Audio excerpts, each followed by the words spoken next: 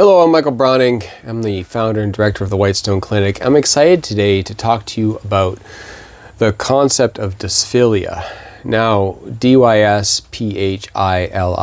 dysphilia, is not a common term. It's made up of two Greek words that basically mean a type of disordered love. I'll speak more about it. But it's something that we use here at the Whitestone Clinic for a couple of reasons. Like, one of them is we're known a lot for traditionally what people will call sex addiction treatment. And I think that label, sex addiction, has too many negative connotations that, represent a lot of different things in people's minds. There certainly is an element that people struggle compulsively with sexual behaviors of all kinds. And through deep shame, they also keep things secret. And though they try to stop the behavior, they can't seem to stop on their own, and so on. And in many ways, it fits the concept of what we call a process addiction. But I think the word dysphilia gets more to the root of the problem, because, in fact, those sexual compulsive behaviors are just symptomatic, really, of a deeper problem. Now, sometimes people call it an intimacy disorder, and basically that's another way to describe dysphilia. But dysphilia is more specifically the maladaptive pattern of relating to self and others, marked by distorted, deficient, or dysfunctional expressions of love, affection, or intimacy. So these kind of things could display themselves such as negative or conflicted self-concept that impairs the ability to receive or give love fully, or intimacy avoidance, emotional detachment, or overidealization of relationships. It also has reliance on secretive, compulsive, or unfaithful sexual or other behaviors. Examples are pornography use, sex addiction, and meeting escorts, massage parlors, etc., or even other extradyadic sexual activity, which is to say, going outside the bounds of a monogamous relationship. In order to regulate self-esteem or cope with relational distress. And finally, another point, it's reinforcement cycles are where shame and self-condemnation further perpetuate these dysfunctional patterns. Now, these are similar to sexual aversion, compulsive sexual behavior disorder, and disruption of family by separation and divorce, which is often the unfortunate fruit of these behaviors. These are unlike paralytic disorders, which you will find in the ICD-11. Dysphilia does not necessarily involve atypical sexual interests. I mean, it can.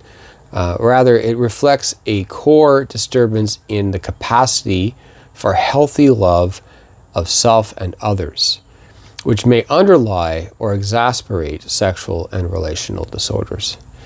So this is a term, again, it comes from the Greek D-Y-S, dys, meaning bad, ill, or difficult, and philia, which means love or affection, a term I've coined in early 2025. Now, this term is different, I would say, than typical trauma, though it's possible to have dysphilia that occurs because of trauma. But I would say that not necessarily everyone who has dysphilia has the big T trauma. So like in PTSD, you'll have different components where a person will have unwanted, intrusive, distressing memories of a traumatic event, or they'll be reliving those traumatic events, or they'll be have these nightmares and dreams about those events, or they'll even have emotional distress and physical reactions when they're in a situation that reminds them of those events. And of course, avoidance of these things, avoidance of triggers, avoidance of that. So this is not normally the case with people with dysphilia, because the trauma isn't the same as that you would have, say, in a PTSD. It's more of events during childhood formation that causes negative self-perception, and it finds its way in its expression through addictive behaviors later on in the person's development. Now, important for us to understand the word dysphilia and understand what we're getting at here, because at the core of our program is not just simply to help somebody stop the problematic behaviors. The problematic behaviors have obviously usually brought the person into therapy because, you know, it's causing them a potential divorce or a job loss or something to that effect. But really, it's understand that if you try to treat the symptoms, which is really these behaviors, you're not really going to get to full healing. It's a good start, but it's not the finish.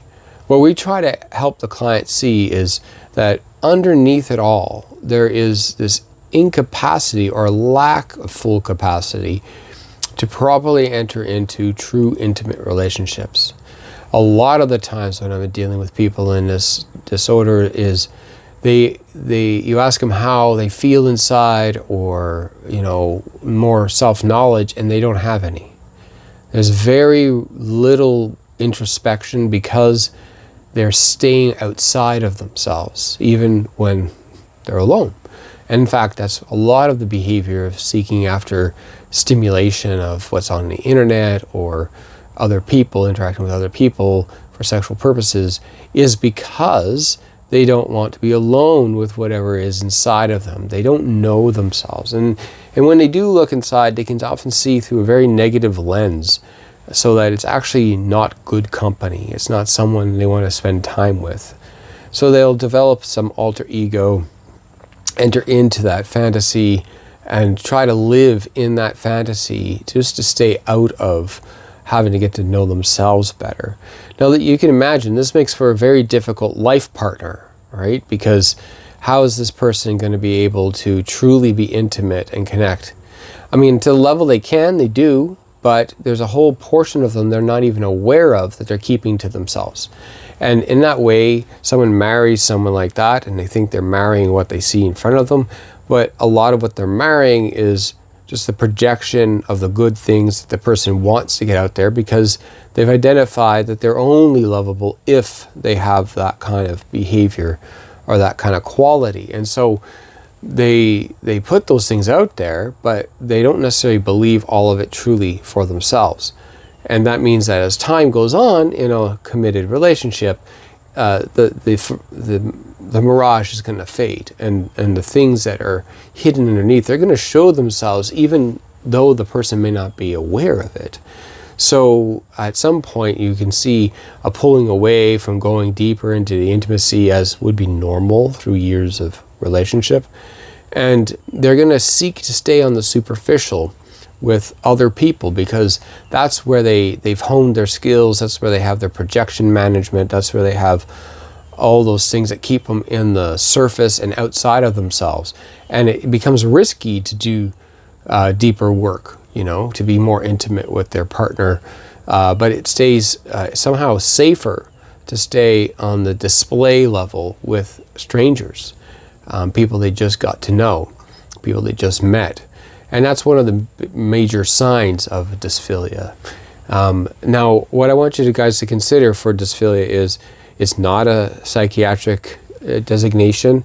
It doesn't come up on an official diagnosis, but I think it describes well the particular issues that we have here. So even though a person can present with all the typical symptoms of sexual addiction, the two primary ones being, you know, they have a compulsive sexual behavior, and it's compulsive because they keep trying to stop doing it, but they can't on their own.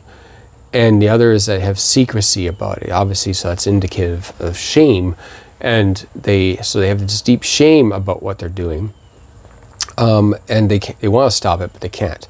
And so those are the signs of it being what we traditionally call sexual addiction. But understand where it comes from. It isn't just a hijacked reward and pleasure system in the brain. Its origins come from a lack of proper self-love. And without healthy self-love, there isn't really love to give. And so imagine a lot of partners will say, like, oh, the person never really loved me. And, you know, to an extent that's true, because they didn't love you the way you deserve, right? The way they ought to. But they loved you to the ability that they had ability to love. And what you didn't realize is that deep down inside, they had self-loathing or other types of maladaptive views of self, and that stunted their capacity, their openness in order to be truly intimate with another. Intimacy requires that there's a mutual vulnerability between the two partners. And it's impossible to be vulnerable with another if they haven't been vulnerable with themselves, if they aren't true and honest with who they are inside and what they've experienced. So I hope that explains a little bit about why we use the term dysphilia. And in other videos, I'll explain the programs and the things that we do for those people. Thank you.